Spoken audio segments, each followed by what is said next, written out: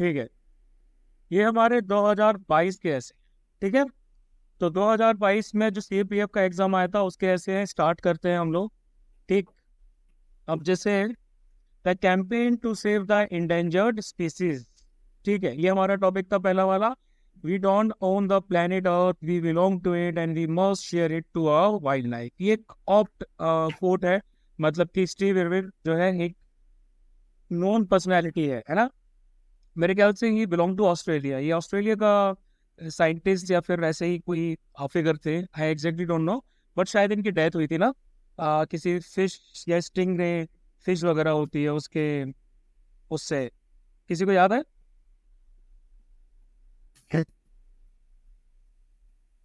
Steve Irwin के बारे में नहीं पता आप लोगों को? No sir.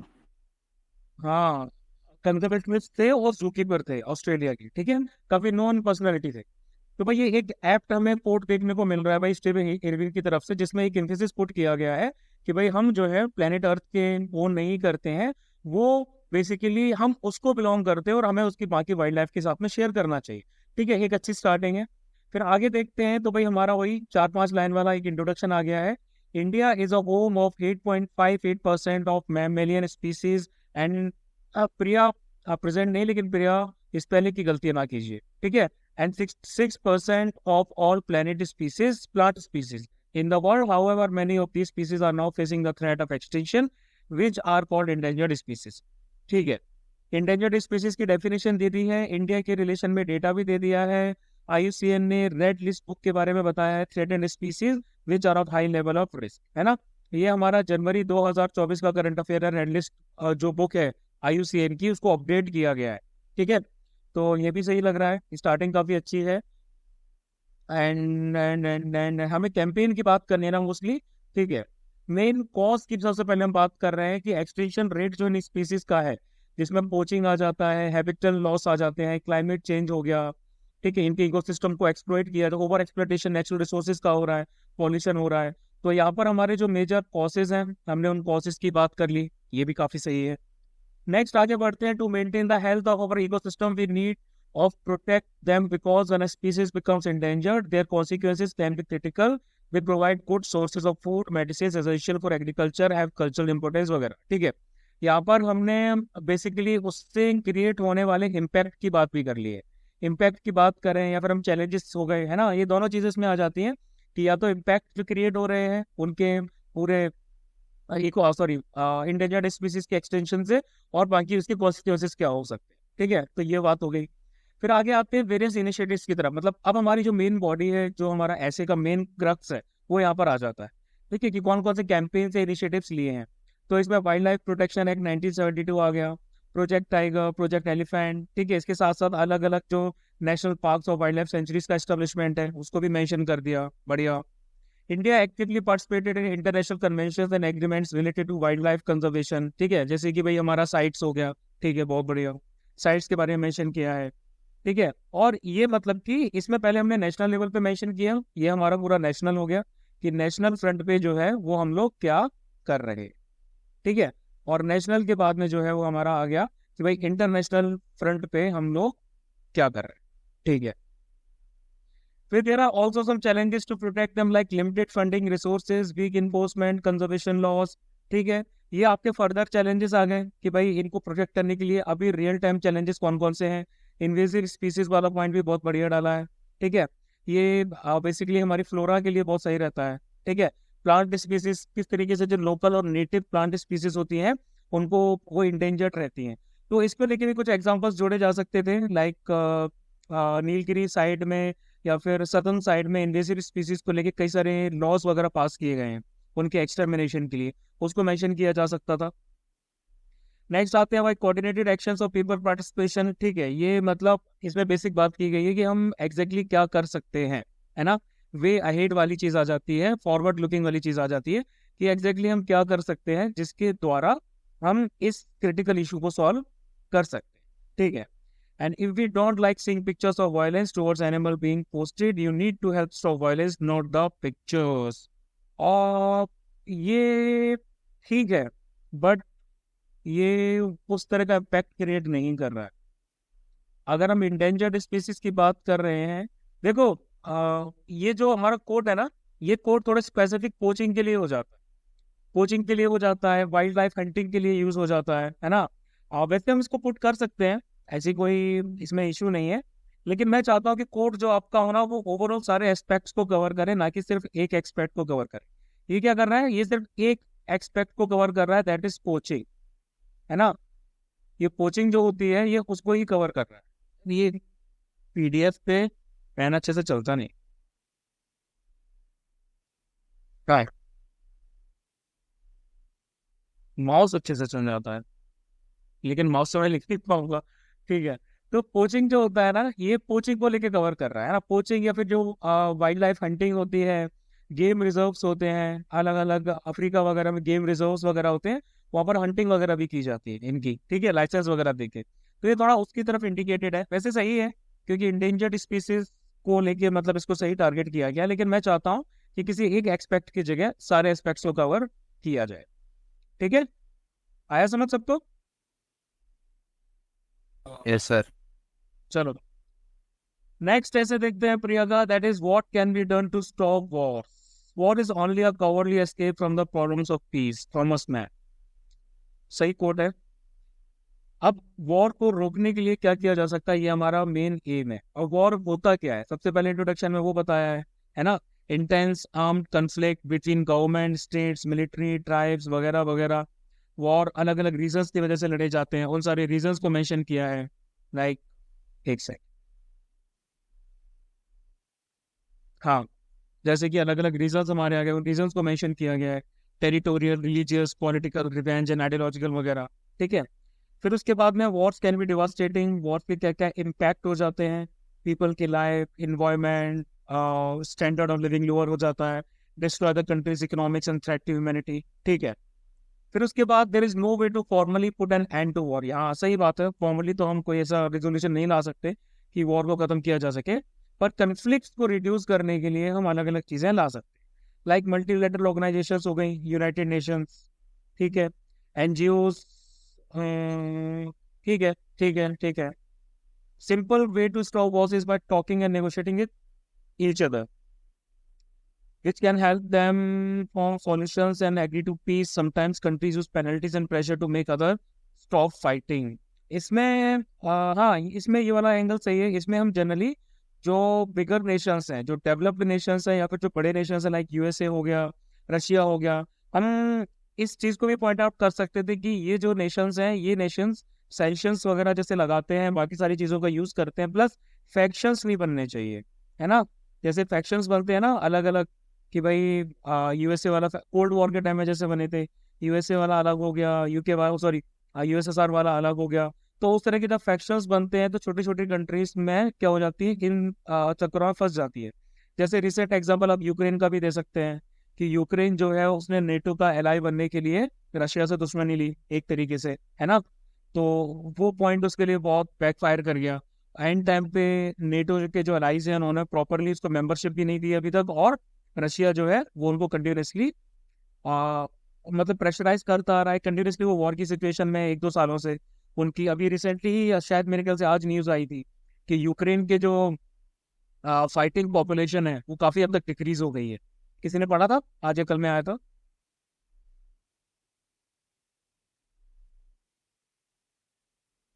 नहीं पढ़ा? पढ़ लिया करो भाई। ठीक है, तो इससे रिलेटेड न्यूज आई थी, इसको मेंशन किया जा सकता था। फिर हम इसराइल और गाजा जो कन्फ्लिक्ट है उसको भी कर सकते हैं, कि इसराइल और जो गाजा कन्फ्लिक्ट है वो किस तरीके से फुल स्केल वॉर में कन्वर्ट होने की एक कैपेसिटी रखता है मिडिल ईस्ट वाली पोजीशन के हिसाब से। ठीक है, फिर हमने इंडिया वाला एंगल भी ला दिया कि भाई इंडिया ने वसुधैव कुटुंबकम का मैसेज दिया है, अहिंसा परमो धर्म एंड आइडियोलॉजी ऑफ डेमोक्रेसी। इसमें नॉन अलाइनमेंट वाला भी मेंशन कर दिया, ये भी सही है। ठीक है, ओवरऑल सही है, बट मेरे हिसाब से इसमें हम 2-4 चीज़ें और जोड़ सकते थे। इसमें सबसे पहली चीज़, एक एक जो रिसेंट रिपोर्ट आई थी, मेरे ख्याल से WEF की रिपोर्ट थी, उसमें जो लोग एक जगह से दूसरी जगह विस्थापित होते हैं, है ना, वॉर की वजह से एक जगह से दूसरी जगह चले जाते हैं, उनका जो लाइफ लॉस ऑफ लाइफ होता है, लाइवलीहुड होता है, बाकी सब चीज़ें होती हैं, उसको इम्पैक्ट के लेके कुछ डेटा थे, तो कुछ डेटा और ऐड किया जाए तो ज्यादा बेटर रहेगा। ठीक है, ओवरऑल वैसे सही है।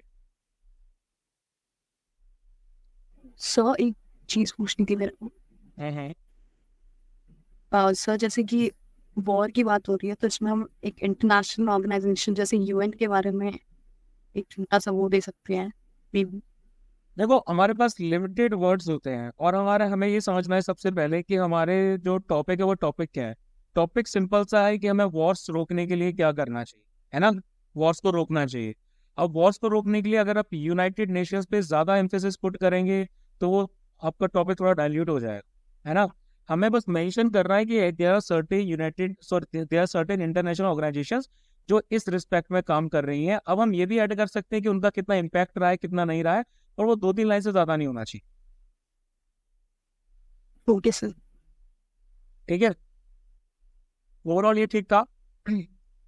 एंड ठीक, फिर उसके बाद में हमारा नेक्स्ट आता है emerging presence of women in Indian arm forces. देखो, इसको लेके बहुत अच्छा कोट आ सकता था, वुमेन इन आर्म फोर्सेस को लेके बहुत अच्छा कोट आ सकता था। या तो हम आप आईएनए से जोड़ सकते थे प्रिया। ठीक है, प्रिया आईएनए से जो आजाद हिंद फौज है वहां से एग्जाम्पल लेके पुट कर सकती थी स्टार्टिंग में ही, या फिर दूसरी चीजों से जोड़ सकती थी। ठीक है, तो India is traditionally been a male dominated society with women facing many barriers, लेकिन रिसेंट ईयर्स में बहुत सिग्निफिकेंट शिफ्ट हुए हैं इंडियन आर्म फोर्सेस में, जिससे कि जेंडर इक्वलिटी में माइलस्टोन क्रिएट हुए हैं। बिल्कुल ठीक है, इंट्रोडक्शन अच्छा है। पर पार्टिसिपेशन की बात करने की 1950 से मेडिकल पोजीशंस में स्टार्ट हुआ। 1992 में जीओआई ने उनको परमानेंट कमीशन दिए आर्मी एएमसी में, एडीसी में। और 2015 में वुमेन को फाइटर एयरक्राफ्ट फ्लाई करने का अलाउ किया। ठीक है, इसके साथ साथ शॉर्ट सर्विस कमीशन का भी मेंशन करना था कि ओटीए में जो एसएससी है वुमेन को कब से अलाउ कर दिया गया था। ठीक है, तो वो भी मेंशन कर लेते, 1992 में हुआ था शायद, वो भी मेंशन करना चाहिए था। एंड हाँ, ये फाइटर वाला भी स्टार्ट किया है, ये भी बढ़िया है। फिर उसके बाद 2019 में इंडियन आर्मी ने और ज्यादा उनको 8 एडिशनल ब्रांचेस में कहा। ठीक ठीक ठीक ठीक ठीक ठीक ठीक ठीक। ओके ओके ओके, ये भी सही है। हाँ, चैलेंजेस की बात होनी चाहिए। ठीक है, women had to face many challenges to reach here.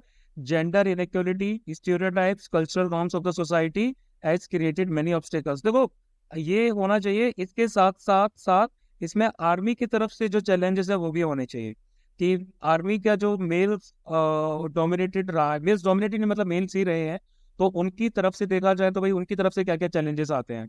Like troops के साथ में मिंगल होने में इशू आता है कि नहीं आता है। ठीक है, जनरल न्यूट्रल जो लिविंग बैरिक्स हैं वो किस तरीके से एनहेंस कर सकते हैं वुमेन के पार्टिसिपेशन को। हमारा टॉपिक क्या है, हमारा टॉपिक सिंपल सा यही है कि emerging presence of women in Indian arm forces. तो जब हम चैलेंज की बात कर रहे हैं, तो चैलेंज में हमारी ये चीज भी शामिल हो सकती है कि अभी तक जो भी आर्मी का सेटअप रहा है, इंडियन आर्म फोर्सेस का जो सेटअप रहा है, चाहे हम अब यहाँ पर क्या है कि यहाँ पर फोकस ज्यादातर आपका एयरफोर्स और आर्मी पे दे दिया, नेवी की बिल्कुल बात नहीं की गई है। जबकि नेवी में भी सेलर्स वगैरह हैं, उनको इंक्लूड किया गया है ना। और इसके साथ साथ अगर आप आर्म फोर्सेस की बात कर रहे हैं, तो अपना जो पर्सपेक्टिव है वो ऑफिसर्स के को लेकर साथ साथ एनसीओस के लिए भी होना चाहिए, है ना। आप अग्निवीर का मेंशन कर सकते थे, अग्निवीर में कैसे वुमेन पार्टिसिपेशन हुआ है। आप मिलिट्री पुलिस का मेंशन कर सकते थे, वो भी होना चाहिए था। नेवी के जो सेलर्स हैं आप उसका भी मेंशन कर सकते थे। चैलेंजेस की बात की जाए तो शिप्स वगैरह में अकोमोडेशन को लेकर क्या इश्यूज आते हैं, वो चैलेंजेस में काउंट हो सकता है।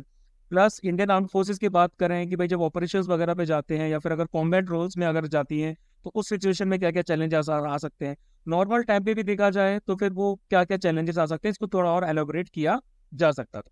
ठीक है, फिर उसके बाद इक्वलिटी ऑफ अपॉर्चुनिटी आ गया, फिजिकल फिटनेस स्टैंडर्ड्स आ गए, कंसर्न्स आ गए सेफ्टी को लेके, ये चीज़ें सही हैं, ये चैलेंजेस हैं। ठीक है, and then in conclusion the emerging presence of women in Indian forces marks a transformation. ठीक है ठीक है ठीक है। हाँ, इसमें एनडीए का भी तो करना चाहिए था, एनडीए का तो सबसे ज्यादा प्राइम एग्जाम्पल है ना। ये तो बहुत बड़ा है, मतलब बाकी सारे चीजों से अगर देखा जाए तो एनडीए सबसे एक तरीके से बड़ी चीज आ जाती है ना। एनडीए की हिस्ट्री काफी तगड़ी रही है, एंड उस हिस्ट्री को देखते हुए जो उसमें शिफ्ट आया है कि भाई उसमें फीमेल कैंडिडेट्स को अलाउ किया गया है, तो ये सबसे बड़ा पॉइंट होना चाहिए था इसमें, है ना।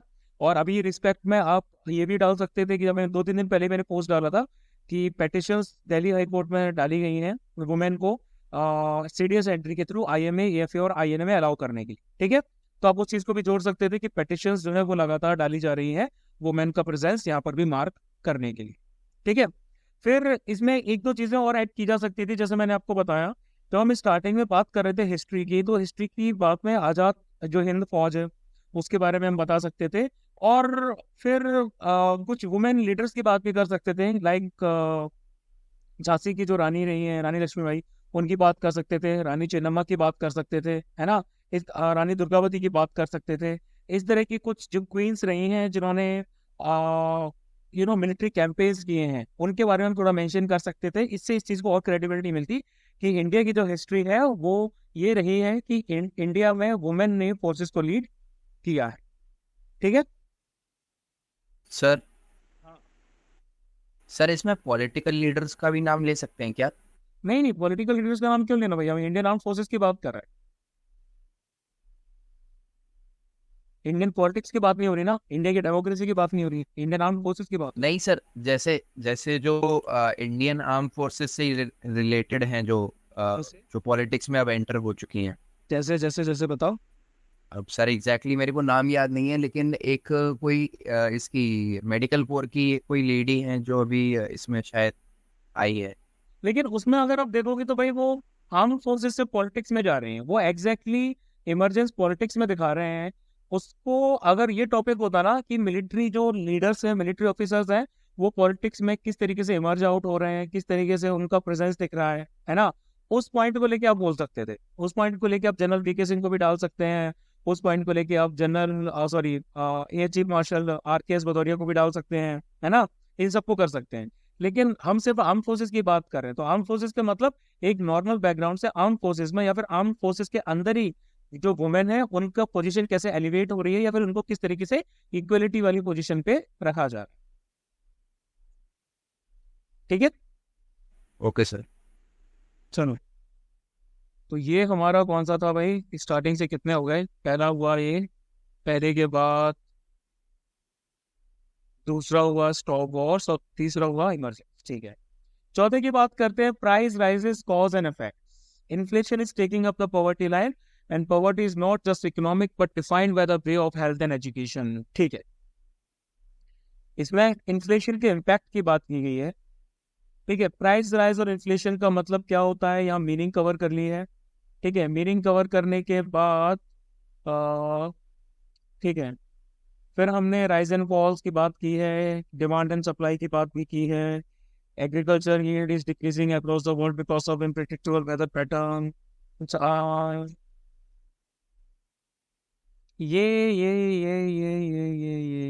ये पॉइंट थोड़ा रिडंडेंट है ना।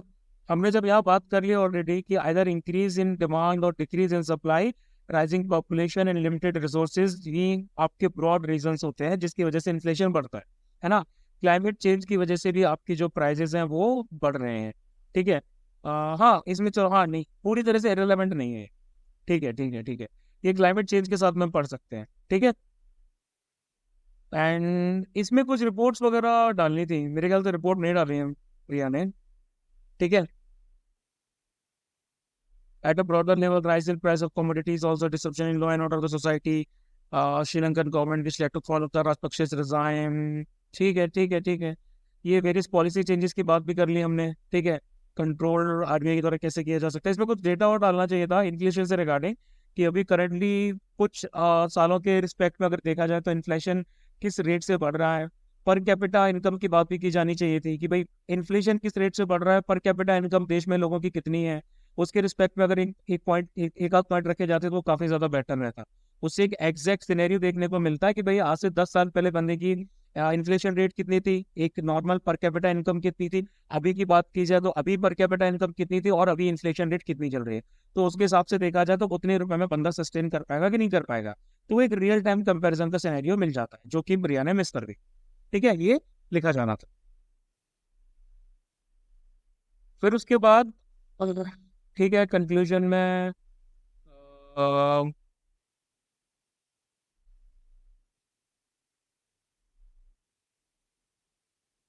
ठीक है ठीक है ठीक है ठीक है, the Indian arm forces are a combination of strategic thinking and timely action. ठीक है, इसमें एक स्टार्टिंग में कोट होना चाहिए था, बहुत बढ़िया कोट आ सकता था इसमें। इसमें जो कोट था वो चाणक्य का आ सकता था, अर्थशास्त्र से। अर्थशास्त्र में स्ट्रेटेजी को लेके बहुत अच्छी अच्छी कोट्स दे रखी है, बहुत अच्छी अच्छी चीजें दे रखी हैं। तो मेरे ख्याल से एक बढ़िया सा कोट जो है वो अर्थशास्त्र का पार्ट यहाँ पर बन सकता था, वो प्रिया ने मिस कर दिया। Now strategy without tactics is the slowest route to victory, tactics without strategy is the noise before defeat. ये भी मेरे ख्याल से कोट ही है, लेकिन उसने बताया नहीं कि किसके लिए कोट है, किसका कोट है बेसिकली। ठीक है, स्ट्रेटेजिक प्रोसेस के लिए जानी जाती है, टाइमली एंड डिसिसिव एक्शन के लिए, they are framing discipline and commitment to protecting the nation, contribute to their effectiveness in various situations. ठीक है, इंट्रोडक्शन ठीक है। रिसेंट डेवलपमेंट्स में बात की जाए तो स्ट्रेटजीज और टेकिंग एक्शंस में आ जाता है Agnipath scheme, indigenous aircraft carrier INS Vikrant, light combat helicopters design and developed by HAL। ये ये स्ट्रेटेजिक थिंकिंग में तो ये पार्ट नहीं आएंगे। अगर स्ट्रेटेजिक थिंकिंग में इन्हें इंक्लूड करना था तो इसमें आना चाहिए था कि अग्निपथ स्कीम जो है वो किस चीज के लिए इंट्रोड्यूस की गई है, लॉन्ग टर्म उसके इफेक्ट्स क्या क्या है। लॉन्ग टर्म इफेक्ट्स में दो चीजें आ जाती है। पहला ये कि एक कॉम्बैट रेडी पॉपुलेशन को तैयार करना कम समय में, पहली चीज ये आ जाती है। दूसरी चीज इसमें आ जाती है कि जो फौज के ऊपर जो बर्डन है पेंशन वगैरह का, या फिर फौज का जो मॉडर्नाइजेशन होना है, उस मॉडर्नाइजेशन को किस तरीके से पेंशन या बाकी सारे जो खर्चे हैं वो काफी हद तक रोक देते हैं, है ना। तो इस तरीके से उस चीज को अवॉइड किया जा रहा है ताकि फौज के मॉडर्नाइजेशन में बहुत ज्यादा पैसा लगाया जा सके। तो इसमें ये चीज अगर डाली जाती तो वो ज्यादा बेटर रहती। सिवाय सिर्फ सिर्फ सर अगर स्कीम को एक सेकंड मेंशन कर दिया है, उससे हमें कोई स्पेसिफिक आइडिया नहीं लग रहा है। बोलिए। सर इसमें हम लोग जो मेड इन इंडिया वाला जो सिस्टम चल रहा है कि हम लोग इंडिया में ही मतलब डेवलपमेंट कर रहे हैं वेपन्स की, जैसे उग्रम सिस्टम है हाँ हाँ, जो राइफल है उसका एक बोल सकते थे। उसके अलावा सर हम इसमें जैसे एक्सपोर्ट कर रहे हैं हम लोग अभी फिलहाल इधर इसमें एक कोयना चीज आ सकती थी। इसमें सबसे पहली बात है, हमें वर्ल्ड रैंकिंग की बात करनी थी कि ओवरऑल इंडिया का जो एक्सपोर्ट और इंपोर्ट में जो रोल है वो इंडिया में क्या है ना। सबसे पहले हम जो 4-5 स्टार्टिंग के नेशंस है ना, कि भाई सबसे ज्यादा हथियार कौन मंगाता है कौन नहीं मंगाता, तो उस मिलिट्री स्पेंडिंग की लिस्ट भी हमें करनी थी, उसका डेटा भी हमें इंक्लूड कराना था कि भाई इतना पैसा जो है वो मिलिट्री स्पेंडिंग पे खर्च करते आए हैं, इतने सालों में इतना इतना हुआ है। लेकिन अब हमने मॉडर्नाइजेशन पे जो फोकस किया है, तो इसमें जो मेजर फोकस है वो इंडिजिनियस चीजों को डेवलप करने में हो रहा है। फिर हम एग्जांपल दे सकते थे भाई LCH प्रचंड का हो गया, ठीक है, और इसके साथ साथ ये जो प्रोग्राम हो गया, या फिर इस तरह की बहुत सारी चीजें हैं, इन सब का हम एग्जांपल पुट कर सकते थे, तो वो हमारी स्ट्रेटेजिक थिंकिंग को बेटर रिफ्लेक्ट करता है ना। ठीक है ना। Yes sir. ठीक है, the combination of strategic thinking and timely actions of Indian armed forces enables them to effectively address diverse challenges and fulfill the responsibility of sir safeguarding the nation। एक second, ये चीज दोबारा से repeat हो गई। ये चीज हमने ऑलरेडी यहाँ पर बता दिया है, इफेक्टिवनेस इन वेरियस सिचुएशंस वगैरह, कन्फ्लिक्ट्स वगैरह। इसको प्रिया ने दोबारा से यहाँ रिपीट कर दिया है, ये थोड़ा रिटेंडेंट है। बोलिए। सर इसमें हम लोग जो हमारी डिप्लोमेसीज हैं जैसे अलग अलग कंट्रीज के साथ, उसका भी इंक्लूड कर सकते हैं, और जो डिफेंस एक्सरसाइजेस हो गई। हाँ, एक्सरसाइजेस तो मेन चीज है। हम इसमें इंडिया की जो एक्सरसाइजेस है, चाहे वो कॉर्पोरेट एक्सरसाइजेस हो, चाहे वो नेवल एक्सरसाइजेस हो, चाहे वो दूसरी एक्सरसाइजेस हो, उन एक्सरसाइजेस का प्रोमिनेंट नेशंस के साथ में हम क्या कर सकते हैं, इंक्लूड कर सकते हैं। जैसे युद्ध अभ्यास होता है USA के साथ में, SF के साथ में, है ना। इस तरह की एक्सरसाइजेस का मेंशन कर सकते थे। अब इसमें 2023 में they launch the integrated capability plan to develop advance weapon technologies, ये सब बताया है। जॉइंट लॉजिस्टिक्स प्लान के बारे में भी बताया है। इसमें एक और चीज जिसमें इंक्लूड करनी थी, द रोल ऑफ CDS, है ना। CDS का जो रोल पिछले कुछ सालों में आपका इमर्ज होकर सामने आया है, उसके बारे में भी बताना था। और इसमें एक और चीज आनी थी, ongoing border tensions China in 2023। ठीक है ठीक है ठीक है, ये सब चलो ठीक है। ये कुछ शॉर्ट टर्म एग्जांपल्स है, ये स्ट्रेटेजिक थिंकिंग को इतना ज्यादा रिफ्लेक्ट नहीं करते हैं। ठीक है, इसमें जो ज्यादा चीज आनी थी वो आनी थी, क्या बता रहा था मैं, हाँ, कि CDS का रोल क्या रहा है। ठीक है, इंटीग्रेटेड जो कमांड है उसको डेवलप करने को लेके इंडिया की क्या प्रोग्रेस है, उस कमांड से क्या क्या चीजें हो सकती हैं, ये सब चीजें इंक्लूड करनी थी, तो ये फिर थोड़ा सा बेटर हो। ठीक है, समझ आया।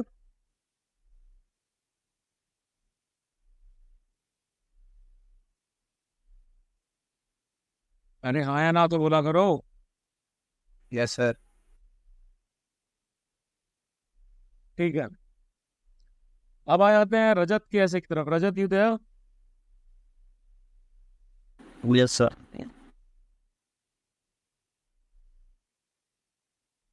The campaign to save the endangered species. If we are going to have animals around, we all have to be concerned about them and take care of them. ठीक है, काफी सिंपल सा प्यारा सा कोट है। 19 मई को वो इंडेंजर्ड स्पीसीज डे मनाया जाता है। इंडेंजर्ड स्पीसीज की डेफिनेशन भी हमने दे दी है, रेट ऑफ एक्सटेंशन भी हमने बता दिया है, ठीक है, कि वो किस तरीके से कंसर्न है, नेचुरल एक्सटेंट रेट से ज़्यादा है। IUCN के बारे में भी हमने बता दिया कि IUCN क्या करता है, ठीक है। हमने रिस्क की बात भी कर दी है, ये तुम लोगों ने ChatGPT से छापा है, एक जैसा नजर आ रहा है, ठीक है। And species of bedrock of the ecosystem, हमने इकोसिस्टम के रिस्पेक्ट में भी बात की है उनकी, ठीक। एंड क्या करते हैं, हमें ये सब चीज़ें प्रोवाइड कराती हैं for the predators, like help to maintain the balance of other species. Without them, herbivores can overgrazing and lead to। ये पॉइंट जरूरी था क्या रजत, प्रेडिटर्स वाला? ये किस तरीके से आपके ऐसे को सपोर्ट कर रहा है? The campaign to save the endangered species की बात हम कर रहे हैं, इसमें प्रेडिटर्स के रोल को हाईलाइट करना जरूरी था क्या? तो सर एक पॉपुलेशन इंक्रीज हो जाएगी तो फिर वो इकोसिस्टम को अनबैलेंस कर देगी ना, इसलिए एग्जाम्पल दिया इकोसिस्टम का। वो तो मैं समझ रहा हूँ, लेकिन ये 4-5 लाइनें रिडंडेंट नहीं लग रही हैं आपको? आपका पॉइंट अपनी जगह सही है, लेकिन इस ऐसे के रिस्पेक्ट में क्या वो सही है? ऐसे के रिस्पेक्ट में तो कोई ज्यादा सेंस नहीं बना रहा ना वो। हमें कैंपेनिंग की बात करनी है, हमने उसकी बात कर ली, स्टार्टिंग में बात कर ली कि बेसिकली इंडेंजर्ड स्पीसीज क्या होती हैं, उससे रिलेटेड कुछ डेटा की बात कर ली, उससे रिलेटेड हमने कुछ बॉडीज की बात कर ली, हमने कॉजेज की बात कर ली, कॉजेज के बाद में ये हमें क्या प्रोवाइड कराते हैं हमने उसकी बात कर ली। अब डायरेक्ट हमें इसकी इम्पैक्ट पे आ जाना चाहिए था, चैलेंजेस पे आ जाना चाहिए था, या फिर आप वेरियस स्टेप्स पे आगे वहां पर आ जाना चाहिए था। ये जो 4-5 लाइनें है ना, ये 4-5 लाइनें काम की नहीं है हमारी, कि भाई प्रेडेटर्स का क्या रोल है। प्रेडेटर्स के रोल की कोई सेंस ही नहीं बनता यहाँ पे, है ना, तो इसको स्किप करना। फिर उसके बाद में हम आगे आ जाते हैं, प्रोटेक्टेड एरियाज बनाए हैं, नेशनल पार्क, वाइल्ड रिजर्व वगैरह, ठीक है, एनिमल ब्रीडिंग जूस वगैरह ये सब कराए हैं, वाइल्ड लाइफ प्रोटेक्शन एक्ट, अलग अलग लॉस जो है वो इम्प्लीमेंट किए हैं, ठीक है, ये सब। हाँ, ये पॉलिटी वाली एंगल भी आपने, ये थोड़ा यूनिक है, अच्छा है, ये चीज़ में इंक्लूड की हैं, बहुत बढ़िया, ठीक है। It is our duty individually and collectively to protect and save them. Loss of even single species can have far-reaching consequences for health and ecosystem of Earth. देखो, आपको फिर से टॉपिक को देखना चाहिए रजत, कि campaign to save the endangered species. हम campaigning की बात कर रहे हैं, फोकस कैंपेनिंग पे हो रहा है ना, कि कौन कौन से कैंपेन चलाए जा रहे हैं इंडेंजर्ड स्पीसीज को लेके। हमारा फोकस इस चीज पे नहीं है कि इंडेंजर्ड स्पीसीज को हम बचाएं, है ना, हम बचा तो रहे हैं, वो ऑटोमेटिकली रिफ्लेक्ट हो जाएगा, लेकिन हम पर्सनली उसकी बात नहीं करेंगे, हम कैंपेन्स के थ्रू उसकी बात करेंगे। तो जब हम बात कर रहे हैं, इंट्रोडक्शन हमने दे दिया, इंट्रोडक्शन के बाद में हमने अलग बॉडीज की चर्चा कर दी, हमने उनके इम्पैक्ट्स की बात कर दी, हमने कैंपेनिंग्स की बात कर दी। अब उन कैंपेन से रिलेटेड आप चीजें आपको थोड़ा सा करना चाहिए था। कैंपेन से रिलेटेड चैलेंजेस क्या है, आप उसको उनको इंट्रोड्यूस कर सकते थे। कैंपेन से रिलेटेड फॉरवर्ड आपका होप क्या है, फॉरवर्ड लुकिंग नेचर क्या है उसमें, वो चीज आपको शामिल करनी चाहिए थी। ये जो आपका ये जो एंडिंग आ रहा है, ये कंक्लूजन आ रहा है, ये कैंपेन से प्रॉपरली रिलेट नहीं कर पा रहा। हमें कैंपेन से रिलेटेड ही रखना है चीजों, समझ रहे हो ना? Yes sir. टॉपिक को अच्छे से पढ़ो, समझो कि एग्जैक्टली टॉपिक क्या कहना चाह रहा है, ठीक है। चलो आगे आते हैं। What can be done to stop wars when diplomacy ends war begin. अच्छा, इस कोट के जरिए तुम क्या कहना चाहते हो? मतलब वॉर को टाला जा सकता है सर डिप्लोमेसी के थ्रू। डिप्लोमेसी के थ्रू, ठीक है। तो देखते हैं कि इस ऐसे में आपने इस बात को कन्वे किया है कि नहीं किया। हम जो कोट स्टार्टिंग में लिख रहे हैं वो यूं ही नहीं होना चाहिए, उसका कहीं ना कहीं उस पॉइंट पे हम एम्फेसिस पुट कर रहे हैं, है ना, हम उस पॉइंट की बात कर रहे हैं, तो उस पॉइंट को जरूर हमारे ऐसे में परस्यू किया जाना चाहिए। तो war is the greatest challenge, ठीक है। War can be stop if Nations mutual trust और रिस्पेक्ट। पहले ना आपको थोड़ा सा इंट्रोडक्शन देना चाहिए था वॉर के बारे में, थोड़ा सा और, है ना। आज के पर्सपेक्टिव में देखा जाए तो ह्यूमन लाइफ के साथ साथ इंफ्रास्ट्रक्चर, सोसाइटी, इकोनॉमिक चैलेंजेस वगैरह थोड़ा सा और करना चाहिए था। वॉर क्या होता है, फिर आपने बात कर ली कि वॉर कैसे रोके जा सकते हैं, है ना। तो वॉर कैसे रोके जा सकते हैं, इसमें अपने म्यूचुअल ट्रस्ट और रिस्पेक्ट की बात की, इंस्टीट्यूशंस की बात की, उनके ऑब्जेक्टिव्स की बात की, ठीक है, कोल्ड वॉर रशिया ये आपने अच्छा किया है, रशिया यूक्रेन वॉर के बारे में बताया है, ठीक है। तो stop war it's crucial to address the root cause socio economic inequality. Social economic inequality कैसे आ गई इसमें भाई? वॉर तो बिटवीन नेशंस होते हैं ना, सोशियो इकोनॉमिक इनइक्वालिटी जो है वो तो एक नेशन के अंदर होती है, तो वो आपकी इंटरनल डिस्टर्बेंस से रिलेटेड हो सकती है, वो आपकी गृह सिविल वॉर की सिचुएशन में एक रीजन हो सकता है, लेकिन एक्सटर्नल वॉर के केस में सोशियो इकोनॉमिक इनइक्वालिटी तो कोई रीजन है ही नहीं। बोलो है कि नहीं? Yes sir. है ना? तो सोशियल इकोनॉमिक इनइक्वालिटी कोई पॉइंट इसमें नहीं बनता।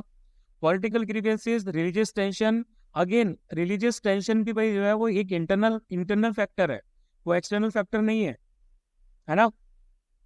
हाँ, रिसोर्सेज की scarcity and competition of power, ये चीज आ सकती है बिटवीन द नेशन। एक देश के पास में रिसोर्सेज कम है लेकिन उनके पास पावर ज्यादा है, तो उस देश पे अटैक कर रहे हैं जिस देश के पास रिसोर्सेज ज्यादा हैं, ये पॉइंट हो सकता है। सर तो रिलीजियस टेंशन का एग्जांपल इसराइल फलस्तीन का है ना सर? इसराइल फिलिस्तीन का जो एग्जाम्पल है वो रिलीजियस टेंशन के साथ साथ आपका ऑक्यूपेशन से रिलेटेड भी है। दोनों एक दूसरे की जगह को ऑक्यूपाई करने के लिए सिनेरियो चल रहा है, जो क्लेम चलते रहते हैं दोनों तरफ से कि भाई आपने हमारी जगह हत्या ली, उन्होंने हमारी जगह हत्या ली। तो वो रिलीजियस टेंशन तो एक ऊपर ऊपर वाली चीज है, लेकिन जो मेजर आपको फैक्टर दिख रहा है वो है मिडिल ईस्ट कंट्रीज का फिलिस्तीन को सपोर्ट या फिर गाजा वगैरह को सपोर्ट, है ना? वहां पर हमास का जो एक्शन है वो, और इसराइल का बेसिकली क्या है, क्योंकि रिलीजियस टेंशन की बात करें तो इसराइल के अंदर ही अंदर अगर आप देखोगे तो उनकी फोर्सेस में भी काफी हद तक मुस्लिम्स आपको देखने को मिलेंगे, बहुत सारे मुस्लिम्स वगैरह वहां पर भी है। तो एग्जैक्ट रिलीजियस टेंशन जो है वो एक फुल स्केल वॉर का रीजन नहीं हो, ज्यादा रीजन नहीं होगा, ज्यादातर पॉलिटिकल या पावर शेयरिंग या बाकी चीजों से रिलेटेड आ जाते हैं, ठीक है। सिविल वॉर की सिचुएशन रिलीजियस टेंशन काफी हद तक अच्छे से मतलब रिफ्लेक्ट कर सकता है, लेकिन नेशंस के बीच में जो वॉर्स होते हैं उसमें रिलीजियस टेंशन एक इतना ज्यादा बड़ा मुद्दा नहीं है, ठीक है। Okay sir. टेरिटरीज को ऑक्यूपाई करना वो एक बड़ा मुद्दा है। बायलैटरल टॉक से आप सर क्या कर सकते हैं, ठीक है, क्रॉस कल्चरल एक्सचेंज प्रोग्राम हो गए, Proverbs system of international laws, हाँ ये बेटर बढ़िया है, ठीक है, कि आप ये चीज़ें बता सकते हैं कि जो भी वॉर वगैरह इनिशिएट करते हैं, टेररिज्म वगैरह को सपोर्ट करते हैं, उन लोगों के ऊपर सैंक्शंस कैसे लगाए जाने चाहिए, है ना? उन चीज़ों को बता सकते हैं। And investing in the infrastructure, health care, education, job creating in the conflicted area can build resilience. नहीं, ये अगेन ये हमारे अर्बन वॉरफेयर से रिलेटेड आ गया ना, ये जो पॉइंट है आपका इंफ्रास्ट्रक्चर से रिलेटेड हो गया, हेल्थ केयर हो गया, एजुकेशन हो गया। और मुझे एक बात बताओ कि अमेरिका को इराक पे इन्वेजन करना था, है ना, यूएसए को करना था, तो अब उस केस में इराक का इंफ्रास्ट्रक्चर बढ़िया होता, हेल्थ केयर बढ़िया होता, एजुकेशन बढ़िया होता, जॉब क्रिएशन बढ़िया होता, तो क्या वो अमेरिका को रोक लेता? नहीं रोकता ना। No sir. वैसे ही गाजा में भी इसराइल ने बहुत सारे काम किए हैं, हेल्थ केयर प्रोवाइड कराया है, एजुकेशन प्रोवाइड कराया है, फलाना कराया है, ठिकाना कराया है, तो क्या इससे उन लोगों ने 7 अक्टूबर या 8 अक्टूबर, मुझे डेट याद नहीं है, उस डेट को उन्होंने क्या इन्वेजन करना रोक दिया? हमास ने किया ना उन्होंने। डिस्पाइट ऑफ दैट बहुत सारे उनके जो लोग हैं वो हेल्थ केयर प्रोफेशनल्स के तौर पे एम्प्लॉयड थे, एजुकेशन में एम्प्लॉयड थे, जॉब क्रिएशंस उनको इसराइल के लोगों ने करके दिया था बहुत जगह काफ़ी हद तक, कि ठीक है, कई लोगों के ऐसे पोस्ट भी आपने देखे होंगे जिसमें जिन लोगों ने उनको जॉब दी थी उन्होंने ही उनको मारा। तो क्या ये सब चीज़ें उसको डिटर कर रही है? नहीं, वो एक फुल स्केल वॉर के ये रोकने को ये तरीके नहीं है ना, तो ये उसके बीच में नहीं आएगा। सोशियो इकोनॉमिक इनइक्वालिटी अगर इंडिया इंडिया और पाकिस्तान में कुछ भी बनी रहे, है ना, इंडिया और पाकिस्तान की अगर हम बात कर रहे हैं, सोशियो इकोनॉमिक इनइक्वालिटी कुछ भी बनी रहे, लेकिन उससे वॉर आपका इफेक्ट नहीं होगा। वॉर ज्यादातर आपका पावर से रिलेटेड, टेरिटरी से रिलेटेड रहेगा या रिसोर्सेज को झगड़े को लेकर रहेगा, है ना, तो वो नहीं आ सकता।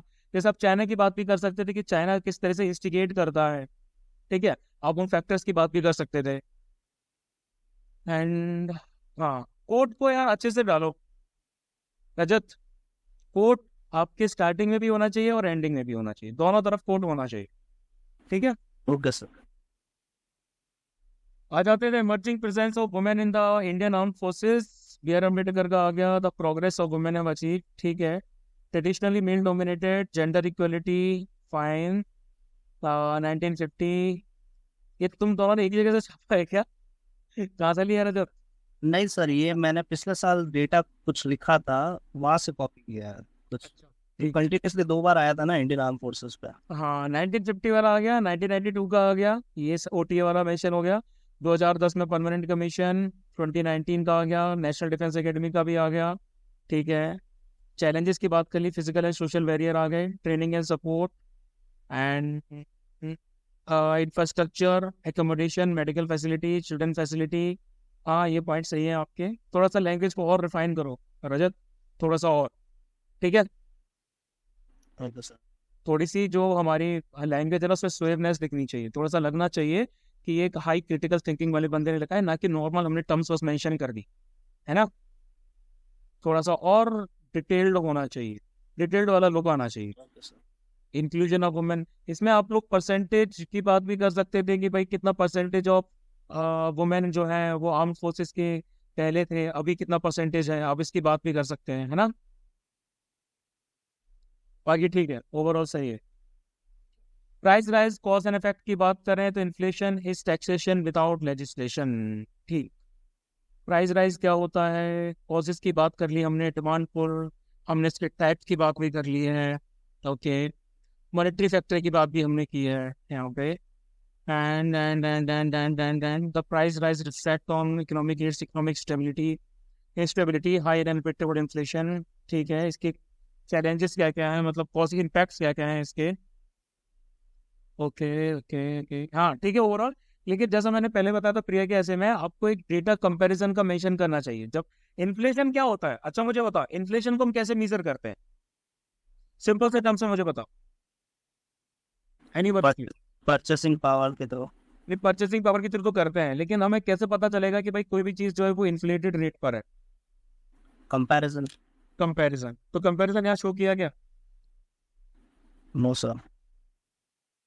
मैं पता कैसे चलेगा इन्फ्लेशन बढ़ रहा है, कंपैरिजन तो शो करना पड़ेगा ना। तो ये फैक्टर भी तो देखो ना कि बिना कंपैरिजन के इन्फ्लेशन कैसे शो कर सकते हैं, तो एक कंपैरिजन भी दिखाना मस्ट है। ठीक है,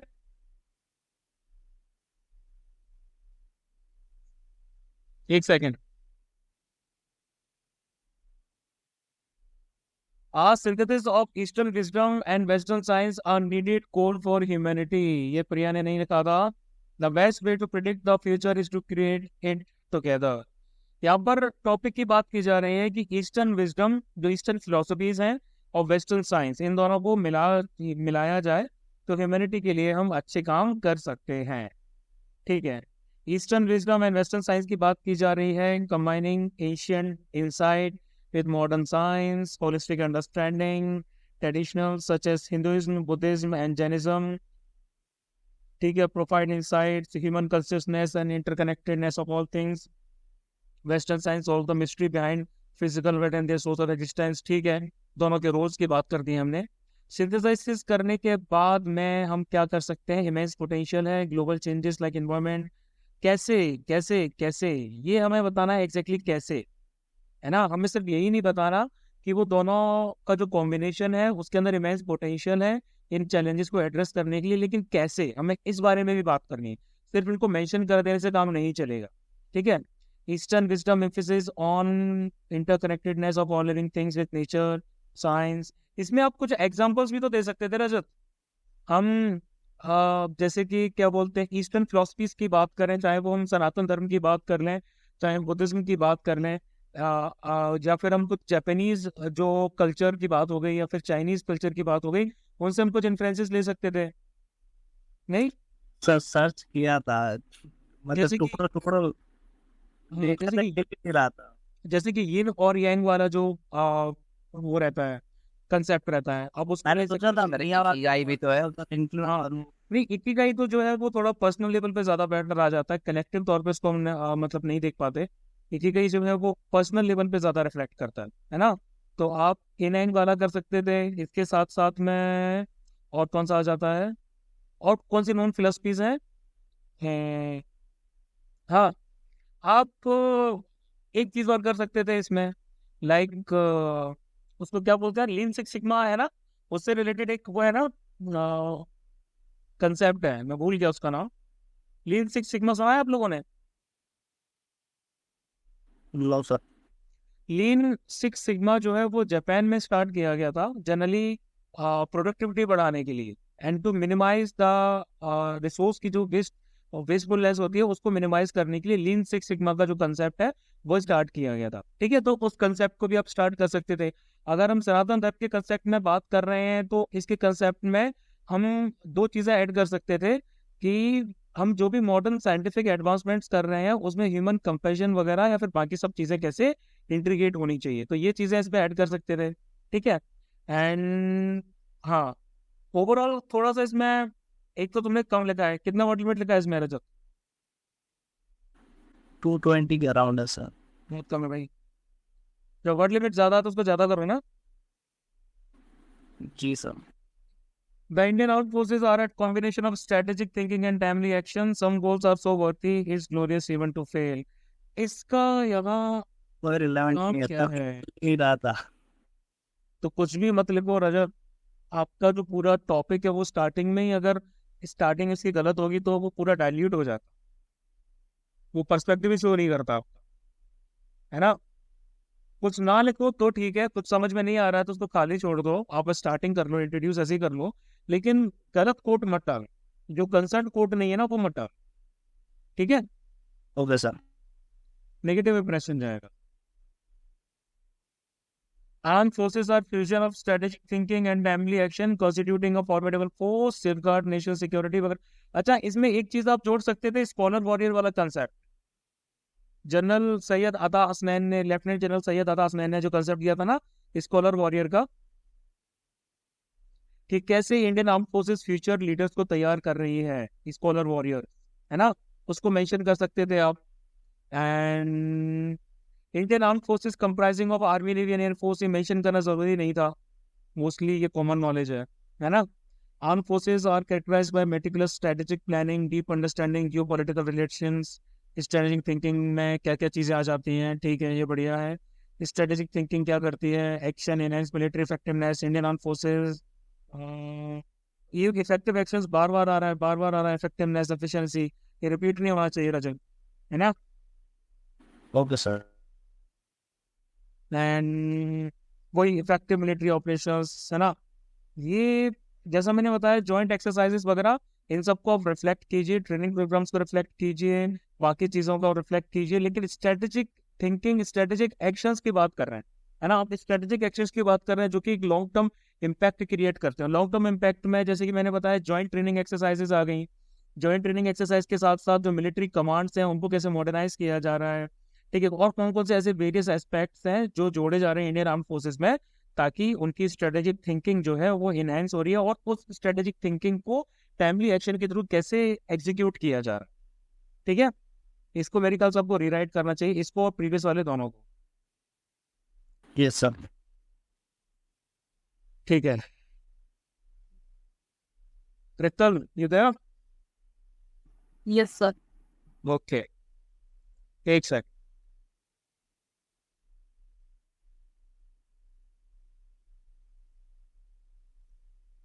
The greatness of nation and its moral progress can be judged by the way its animals are treated. ठीक है, बढ़िया, गुड।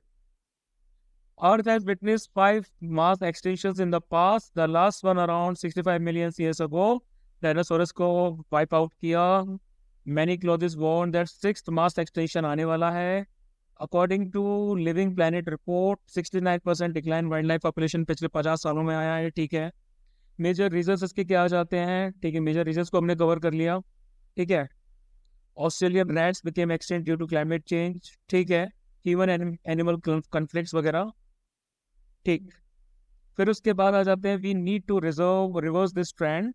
बैलेंस बायोडाइवर्सिटी क्या एक रेगुलेटिव रोल प्ले करती है, फूड चेन वाला आ गया, प्रोटेक्टिव रोल प्ले करती है, इकोनॉमिक रोल प्ले करती है। To save endangered species many steps have been taken, project tiger, elephant, ये क्या लिखा हुआ प्रोजेक्ट? हैंडबुल। अंकुल। हैंगुल किसके काटेंगे?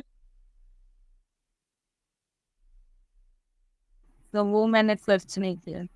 करना चाहिए, ऐसे हम कीवर्ड्स मेंशन नहीं कर सकते ना रेतल, एक एक Yes. वर्ड जो आपने लिखा है आपको उसका पता होना चाहिए। Wild life protection act, IUCN red list, recent action plan of introduction of cheetah, and international big cat alliance right directions में है. Indian government should appoint goodwill ambassador and encourage the involvement of tribal people to safeguard the habitat of endangered species. Besides, like, ये क्या लिखा हुआ है? Ecuador. Yes, sir. India should declare wildlife a legal entity. Also, civil societies. Civil societies का role. Okay.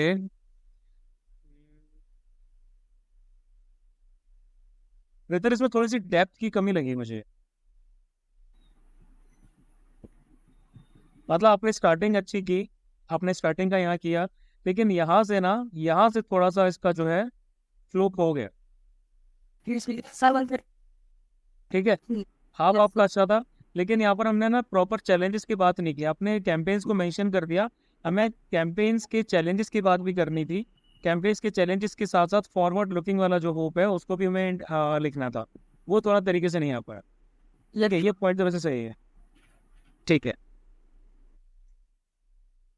What can be done to stop wars? थोड़ा सा gap थोड़ा करो टॉपिक के बाद. ठीक है. Yes, sir. ठीक है, कोड अच्छा है, वॉर के इम्पैक्ट को दर्शा रहा है. रिसेंटली, हाँ, एक रिसेंट देखो, इंट्रोडक्शन करने के लिए ज़रूरी नहीं कि आप उस चीज़ की डेफिनेशन दो. इंट्रोडक्शन करने के लिए आप रिसेंट एग्जांपल्स को भी ले सकते हो. तो in retaliation Israel declared state of war against Hamas. तो इन रिटेलिएशन ऑफ वॉर, ये भी तो एक्सप्लेन करना है ना. Yes. So in retaliation of Hamas attack on Israel on 7th or 8th October, है ना, and kidnapping and killing of many Israel citizens, then Israel declared state of war against Hamas. ये एक proper statement था. उसके बाद self defence के example को लिया. Besides, we have been witnessing Russia-Ukraine war over the expansion of North Atlantic Treaty Organization. बहुत बढ़िया. आर्मेनिया अजरबैजान कन्फ्लिक्ट नेगोरो कैराबैक रीजन पे ये रिसेंटली स्टार्ट हुआ है. ठीक है, मिलिट्री कूप वगैरह म्यांमार में, आर्म्ड स्ट्रगल. ये सिविल वॉर है, म्यांमार वाला सिविल कॉन्फ्लिक्ट है. Yes, sir. है ना. सिविल कॉन्फ्लिक्ट्स को नहीं देखना हमें, इंटरनल आर्म्ड स्ट्रगल्स भी हमें नहीं देखने, है ना. ये वॉर्स की बात करनी है, हमें सिविल कॉन्फ्लिक्ट्स की बात नहीं करनी है. आपको टॉपिक से डेविएट नहीं होना है. ठीक है.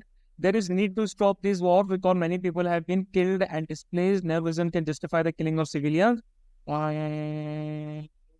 इकोनॉमिक टर्म्स की बात भी हमने कर ली है, inflation, breakdown of supply chains वगैरह वगैरह. ठीक है. इससे रिलेटेड कुछ अगर आप एग्जांपल्स जोड़ो ना, जैसे कि अगर हम रशिया यूक्रेन वॉर की बात कर रहे हैं तो उससे वीट का जो इम्पोर्ट और एक्सपोर्ट किस हद तक आपका इम्पैक्टेड हुआ था, और वर्ल्ड में ओवरऑल वीट के प्राइसेस में किस तरीके से बढ़ोतरी देखी गई, है ना. मिडिल ईस्ट में जब भी कुछ वॉर वगैरह होता है तो कैसे पेट्रोलियम या क्रूड ऑयल का जो प्राइसेस है उसमें बढ़ोतरी देखने को मिलती है. ये पॉइंट्स आपको इंक्लूड करने हैं. ठीक है. सर मैंने क्रूड ऑयल का नीचे किया है. हाँ. एक second. In order to do so reforms of United Nations by giving more power to UN. हाँ, ये भी सही है. ठीक है. International tribute for land disputes भी होना चाहिए, ये अच्छी चीज़ है ना. ये हमने बेसिक बात कही है कि भाई क्या क्या हम चीज़ें परसू कर सकते हैं इनको रोकने के लिए. एंड ठीक है, among countries that should leverage multilateral forums like G20, BIMSTEC वगैरह.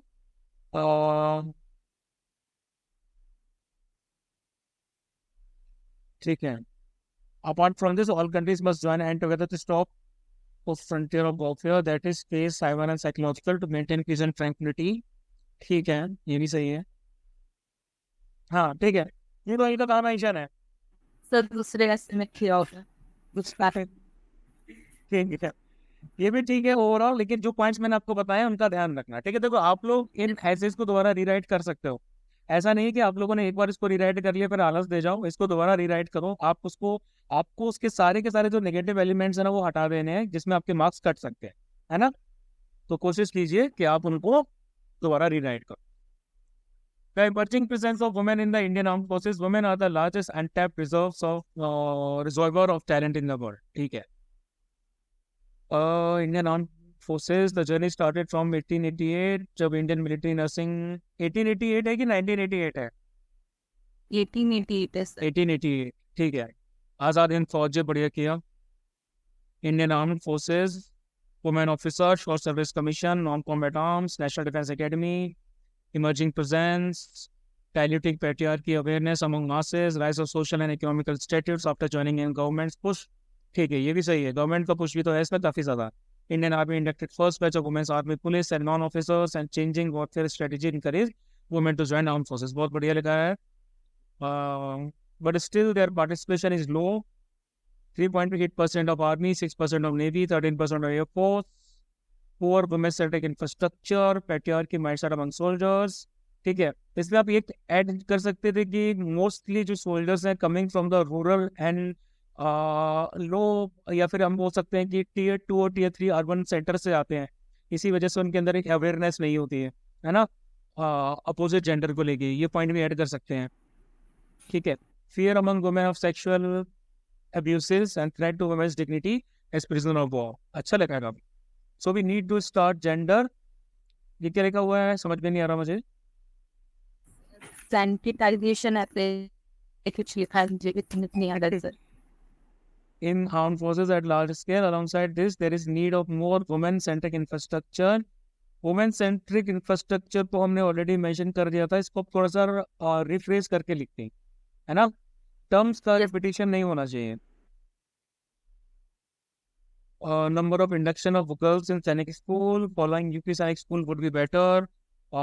Strict rules and guidelines for male personals of grievances redressal mechanism. हाँ, ये बढ़िया है, काफ़ी अच्छी चीज़ें मेंशन की हैं. To reap the full benefit, brother in arms to sister in arms. ठीक है, I measure the progress of community by the progress that women have achieved. बढ़िया लिखा, ये काफ़ी अच्छा है, इसमें मैं गलतियाँ नहीं ढूंढ पा रहा. ठीक है रितल, दिस इज गुड. आप बाकी लोग भी इस पैराग्राफ को सॉरी इस पूरे ऐसे को फॉलो कर सकते हैं इस टॉपिक के लिए. इसमें वो सारे एलिमेंट शामिल हैं जिनकी मैंने प्रिया कैसे में बात की थी, रजत कैसे में बात की थी, है ना. आज़ाद हिंद फौज वाला भी है, बाकी सारी की सारी चीज़ें, डेटा भी डाल रखा है कि कितनी वुमेन अभी हैं करंटली. बढ़िया लिखा है. Price rise cause and effects, the latest report publish by national statistical organisation. ये बात कर रहा था मैं, ये चीज़ होनी चाहिए. जब तक ये डेटा शामिल नहीं होगा तब तक हमारे ऐसे को क्रेडिबिलिटी नहीं मिलेगी, है ना. हमारे ऐसे को क्रेडिबिलिटी मिलेगी डेटा से. नेशनल स्टैटिस्टिकल ऑर्गेनाइजेशन का डेटा क्या कहता है कि इंडिया की रिटेल इन्फ्लेशन कितना है, 5.5% है नवंबर 2023 में.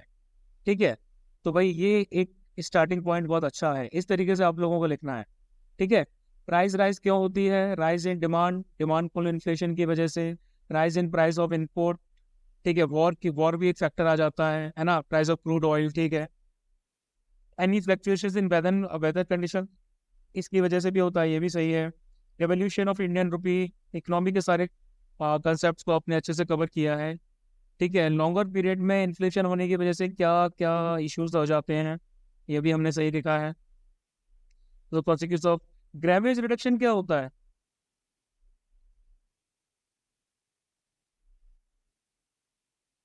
क्या रहता. सर वो जो पैकेट के साइज रिड्यूस्ड हो जाता है इन्फ्लेशन के, उसको एक्सप्लेन तो करना पड़ेगा थोड़ा सा. हमें ऐसे टर्म्स को थोड़ा एक्सप्लेनेशन तो देना पड़ेगा ना, जो कि आपके ज़्यादा डिटेल्ड में लोगों को जो कॉमन नॉलेज नहीं होते हैं, है ना. Yes sir. हाँ, तो इसको थोड़ा सा एक्सप्लेनेशन देना ना, एक line. Inflation reduces the value of government borrowing developed. हाँ ठीक है, ये पॉजिटिव चीज़ों की बात भी कर ली है हमने. ठीक है, okay. India supply chain resilient initiative, India oil deficient country must ramp up renewable energy capacity, BRICS currency, dedollarisation. ठीक है, ओवरऑल काफ़ी बढ़िया है. A synthesis of Eastern wisdom and Western science are needed goal for humanity. And old saying East is East and West is West and never the. तो क्या लिखा हुआ है ये, फाइन सेम चीज सेम फाइन फ्यू. अच्छा ठीक है, दोनों नहीं मिलना चाहिए. बढ़िया. Modern man has understood that he is more wealthy, secure and safe than ever before, and at the same time he is more afraid, empty and uncertain than ever before. Thus, these conflicting ideas call for a blend of Eastern wisdom and Western science. A needed goal for humanity. ठीक है, यहाँ पर हम थोड़े से individualistic हुए हैं, लेकिन अगर हम मॉडर्न मैन को एड्रेस कर रहे हैं तो उसमें पूरी मैनकाइंड आ जाती है. ठीक है, देखते हैं इसको आगे कैसे है ये. Scientific study, observation and experiment-based learning has become the symbol of progress, whereas belief in spirituality is taking back step in current society. Modernity के बाद भी abortion, euthanasia, genetic modified crops, animal rights वगैरह failed to address issues. These solutions lie in Eastern wisdom that helps people to understand the difference between right and wrong and teaches us how to respect the value of others. Therefore, there is need of both Western science and Eastern philosophy. लेकिन लेकिन लेकिन रितल एक बात बताओ, हमने जो abortion की बात की है, यूथेनेशिया की बात की है, हम जेनेटिक मॉडिफाइड क्रॉप्स और एनिमल राइट्स की बात कर रहे हैं, तो ये वेस्टर्न साइंस का पॉजिटिव पॉइंट तो किसी भी एंगल से नहीं दिख रहा यस सर, है ना, ये तो उनके नेगेटिव पॉइंट ही दिख रहा है ना। यस सर, लेकिन हमें बात करनी है दोनों के पॉजिटिव पॉइंट्स पे। अगर आप देखोगे यहाँ पर आपने क्या बोला है, आपने ये बोला है कि भाई ये इश्यूज हैं जो वेस्टर्न वर्ल्ड फेस कर रहा है ना, और Yes. इनका जो सॉल्यूशन है वो हमें देखने को मिल रहा है किसमें, ईस्टर्न फिलोसफीज में, यस है सर, ना। तो यहाँ पर therefore there is need of both western science and eastern philosophy, तो किसी भी तरीके से फिट नहीं हो रहा है ना। यस, हाँ, तो ये पॉइंट गलत है। इसमें आप कुछ और चीज डाल सकते हैं, आप मॉडर्न टेक्नोलॉजिकल एडवांसमेंट्स की बात कर सकते हैं, और भी किसी चीज की बात कर सकते हैं, लाइक आप डेवलपमेंट की बात कर सकते हैं, आप नॉर्डिक कंट्रीज की बात कर सकते हैं, पर आप ऐसी कंट्रीज की बात कर सकते हैं जहाँ पर क्या बोलते हैं उसे, पर कैपिटा इनकम तो बहुत हाई है, हाँ, जहाँ पर रिसोर्सेज बहुत ज्यादा है लेकिन उनको यूज करने के लिए लोग कम हैं, या फिर लोगों के अंदर मेंटल पीस नहीं है, इस तरह की बात कर सकते हैं आप। और हो सकता है मेरे ख्याल से आप जो शूटिंग्स वगैरह होती हैं यूएसए में, है ना, गन शूटिंग्स होती हैं, उनसे रिलेटेड कोई पॉइंट भी रेज कर सकते थे। ठीक है, सर स्पिरिचुअलिटी से भी रेस कर सकते थे क्या? अब वो स्पिरिचुअलिटी से तो रिलेटेड है कि जो मॉडर्न मैन है वो किस तरीके से अकेला है, और उसके बदले में फिर किस तरह की घटनाएं होती हैं, इस तरह की चीजें होती हैं, तो उनको एड्रेस यहाँ से किया जा सकता है। ठीक है, the quest to find the truth based on gathering evidences and critical analysis, when merged with the spiritual meaning of truth, it will lead to a good human being who not only cares about himself but also of others. Western science, हाँ ये सही point आया है कि western science हमें scientific temper develop करने में help करती है ना, फंडामेंटल ड्यूटी भी है ये हमारी। Knowledge of dharma help us to reduce conflicts between want and internal peace, हाँ ये भी सही पॉइंट है। Western science, which is known for developing lethal weaponry, if combined with Eastern wisdom, that is Vasudeva Kumbhakarna, then many problems like wars, huge military spending, block confrontation, and many other would be resolved. Again, आपने क्या किया रितल, आपने western science को थोड़ा negative point of view से देखा है ना। जब हम डेवलपिंग लीथल वेपनरी का क्या मतलब है, इसका सिंपल सा मतलब ये निकल रहा है कि उसका नेगेटिव यूज ही होगा, है ना।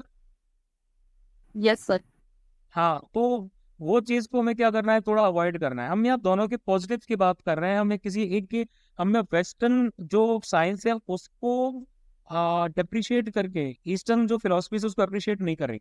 हमें दोनों का सिंथेसिस लेके चलना है, हमें दोनों के पॉजिटिव पॉइंट्स पे बात करना है।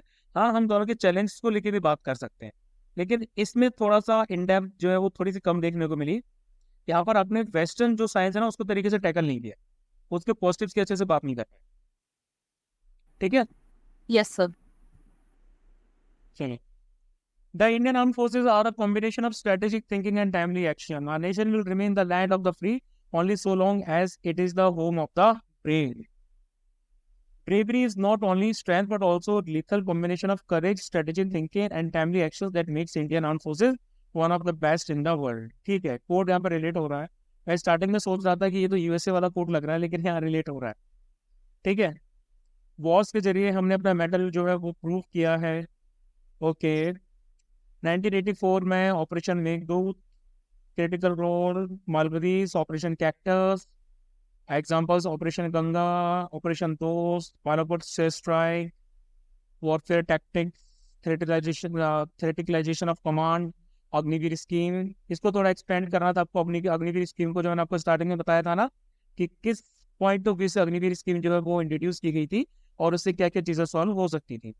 Induction of women in NDA, push indigenisation, reflect the timely actions and strategic thinking. ठीक है, पॉलिटिकल लीडरशिप और आर्म फोर्सेस लीडरशिप 1962 वॉर से हमने सीखा है। न्यू फ्रंटियर्स पे हमने वर्क करना स्टार्ट किया है। ये भी थोड़ा और बेटर हो सकता था बेहतर। Yes, sir. एग्जाम्पल्स तो डाले हैं लेकिन आपने थोड़ी थ्योरीज की कमी रखी है इसमें। थोड़ी हमें थ्योरीज और डालनी थी, है ना। स्ट्रेटेजिक थिंकिंग बेसिकली क्या होती है, इसको थोड़ा सा और आपको एक्सपेंड करना था। पहले इस पर थोड़ा सा अच्छा सा मतलब कि एक इंट्रोडक्शन देना था कि स्ट्रेटेजिक थिंकिंग बेसिकली क्या रिजल्ट करता है, क्या उससे होता है। Strategic thinking Indian arm forces के रिस्पेक्ट में किस तरीके से एक्ट करता है, ये हमें होना चाहिए। यस सर, मैं रिराइट कर दूंगी। नेक्स्ट आते हैं आगे। अच्छा इतने ही थे क्या? ठीक है, विनय भाई शुरू करें।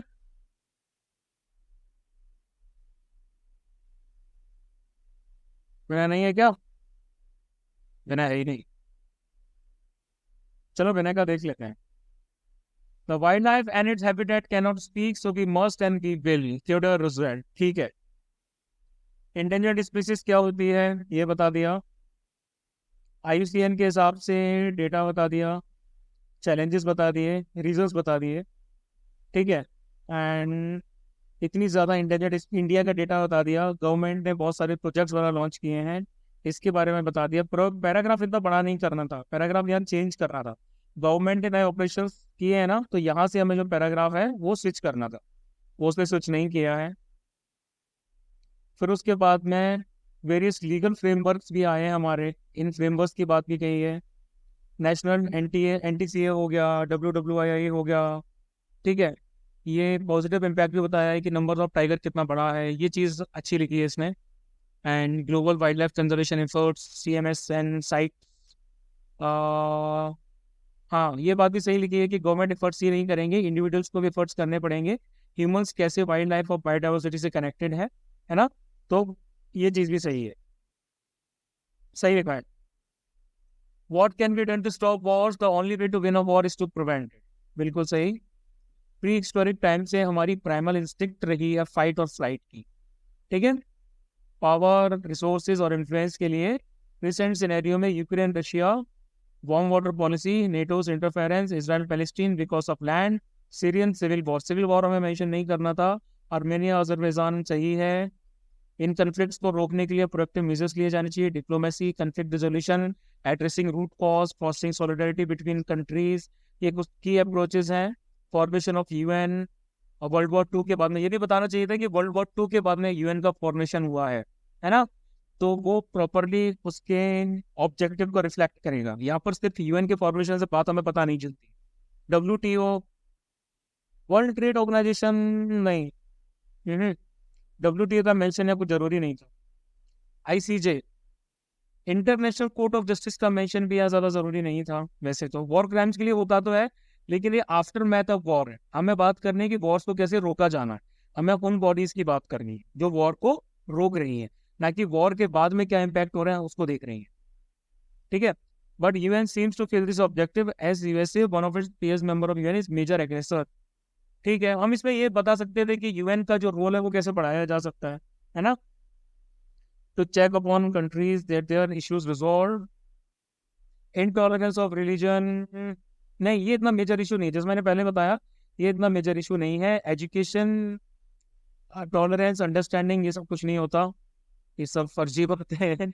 अगर हम वॉर्स की बात करें तो वॉर्स के रिस्पेक्ट में ये बातें ज़्यादा काम की नहीं आती। ठीक है। Achieved by economic interdependence among countries due to which the growth of both the counterpart countries yet in turn। हाँ ये सही है कि जब कंट्रीज आपस में इकोनॉमिक इंटरडिपेंडेंस उनकी होगी, आपस में वो जुड़ी रहेंगी इन सब चीज़ों से, तो वो चाहेंगे कि दूसरी कंट्री जो है उसकी पोजीशन जियोपर्टाइज ना हो, है ना। उसकी इकोनॉमिक जो इंडिपेंडेंस है, बाकी सारी चीज़ें हैं वो खराब ना हो। ट्रेड एंड कॉमर्स का ग्रोथ बहुत ज़्यादा ज़रूरी है। ठीक है। Also this leads to inflow and outflow migrants, disarmament, arms control measures. इसमें हाँ, इसमें ये जो क्या नाम है, अलग अलग जो हमारी वो है ना, CPTT हो गया, वो तो चलो ट्रेड से रिलेटेड हो गया। ये जो मिसाइल रिजीम्स हैं और बाकी सारी की सारी जो न्यूक्लियर डिसआर्मामेंट पॉलिसीज वगैरह हैं, इनको मेंशन किया जा सकता था। ठीक है। वैसे ये emerging presence of women in Indian arm forces limited to medical professionals. 1992 में कैसा क्या हुआ? चीफ ऑफ आर्मी स्टाफ ने 15 जनवरी 1999 को ये बोला कि वुमेन के लिए डोर ओपन होंगे। एयरफोर्स और नेवी ने भी फॉलो किया। रिसेंट हाईलाइट्स की बात कर दी है। Women fighter planet sorry pilot, ठीक है, सर्जन इंडियन आर्मी, और इंडियन नेवी ने वुमेन ऑफिसर को वॉरशिप्स पे डिप्लॉय किया है, ठीक है। सुप्रीम कोर्ट ने एनडीए के लिए अलाउ किया, आरआईएमसी के लिए हो गया, परमानेंट कमीशन की बात कर दी है, ठीक है। डेटा ये भी रिफ्लेक्ट करता है कि इंक्रीजिंग प्रेजेंस, तो ये डेटा बताना भी चाहिए एग्जैक्टली कि इंडियन आर्मी, हाँ बताया भी है 6,600 वुमेन ऑफिसर्स हैं। ऑफिसर्स के अलावा आपको एनसीओज की बात भी करना चाहिए। आर्म फोर्सेज में हम बात करें तो आर्म फोर्सेज में सिर्फ ऑफिसर्स ही नहीं आते, है ना। इस चीज़ का आप लोगों को खास ख्याल रखना है, ऑफिसर्स के साथ साथ बाकी सारी चीज़ें भी आ जाती हैं, तो आपको सेलर्स एनसीओज वगैरह सबको मेंशन करना है, ठीक है। एटीट्यूड एंड परसेप्शंस, ये सब पे बात हो गई हमारी। उसके बाद as former chief of army staff Dalbir Singh Suhag सेठ, रैंक भी मेंशन कीजिए उनकी, जनरल दलवीर सिंह सुहाग, ठीक है। Price cost and effects, price rise, inflation का हमने इंट्रोडक्शन दिया है, ठीक है। 2023-2024 के हिसाब से सीपीआई का इन्फ्लेशन रेट कितना है ये सही बताया है। आरबीआई का टारगेट इन्फ्लेशन रेट कितना है, मॉनेटरी पॉलिसीज के बारे में बात की है, ह्यूज पॉपुलेशन है, rapid urbanisation, increasing income levels, higher consumption, Ukraine Russia war, increase tension in Middle East, crude oil price, supply chain, ठीक ठीक ठीक ठीक ठीक। राइटिंग थोड़ी सुधारनी चाहिए विद प्रोजेक्टेड जीडीपी ग्रोथ के बारे में बात की है, ठीक है, ओवरऑल सही है। और synthesis of eastern wisdom and western science are needed core for humanity, Dalai Lama का एक अच्छा support, encapsulate the potential for a harmonious blend of two rich traditions, offering valuable insights and solutions to the challenges facing our world today. Eastern philosophy intensely has always emphasized the need of practical realization of truth. Eastern wisdom flourished simultaneously for centuries and parallel course of growth. हाँ, eastern ये जो starting वाला point है ना, ये थोड़ा सा irrelevant था। इसकी जो स्टार्टिंग है ना, वो यहाँ से होनी चाहिए थी कि eastern philosophy related to the Asian philosophy, जैसे बुद्धिज्म, हिंदुइज्म, जैनिज्म वगैरह, interconnectedness, mindfulness, pleasures and pain experiences वगैरह, ठीक है। वैदिक एज के बारे में बात कर दी हमने। फिर उसके बाद में मोर ओवर वेस्टर्न फिलॉसफी की बात कर रही है, साइंटिफिक मूवमेंट से रिलेटेड है, रेनेसां का भी हम इंक्लूड कर सकते थे इसमें, ठीक है। हाँ, किया तो है इसमें, ठीक है। For example eastern practices like yoga, हाँ योग का मेंशन किया, ये बहुत अच्छा पॉइंट है ना। And meditation have been scientifically proven to improve mental and physical wellbeing, ये काफी अच्छा पॉइंट है, ये आप में से काफी लोग मिस कर रहे हैं, ठीक ठीक ठीक ठीक। वीर भोग की वसुंधरा Rajput regiment, the Indian armed forces are a combination of strategy, thinking and timely action. Quote अच्छा है, मेरा फेवरेट भी है, मेरे पापा राजनीति में थे इसलिए मुझे पर्सनली काफी अच्छा लगता है, लेकिन ये यहाँ पर किसी तरीके से फिट नहीं हो रहा, है ना। ये एक वॉर कराई है, हम यहाँ स्ट्रेटेजिक थिंकिंग की बात कर रहे हैं। स्ट्रेटेजिक थिंकिंग का मतलब ये होता है कि वॉर को रोका जा सके, है ना। तो स्ट्रेटेजिक थिंकिंग के एंगल से अगर हम देखें तो वीर भोग की वसुंधरा का यहाँ पर कोई रेलेवेंस नहीं बन रहा है। वो अपने आप में एक अच्छा कोड है, अच्छी मीनिंग एक्सप्रेस करता है, लेकिन यहाँ पर उसका कोई कंसर्न नहीं है।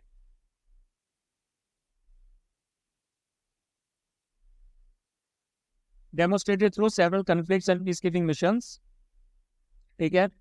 स्ट्रेटेजिक थिंकिंग का क्या रोल है, long term planning, decision making process, assessing threats, formulating military doctrines, preparing various contingencies against Pakistan, India का behavior, strategic thinking, maintaining a credible deterrent posture, हाँ ये सही है, enhancing coordination among the three services, largest contributor to United Nations peacekeeping missions, ठीक। Defence budget की बात भी कर दी है, उग्रम की बात की है, इंडिजनाइजेशन की बात की है, ह्यूमैनिटेरियन मिशंस की बात की है, operation Ganga, evacuation of Indian citizen, ठीक है ठीक है ठीक है ठीक है, हाँ ठीक लग रहा है, सही है।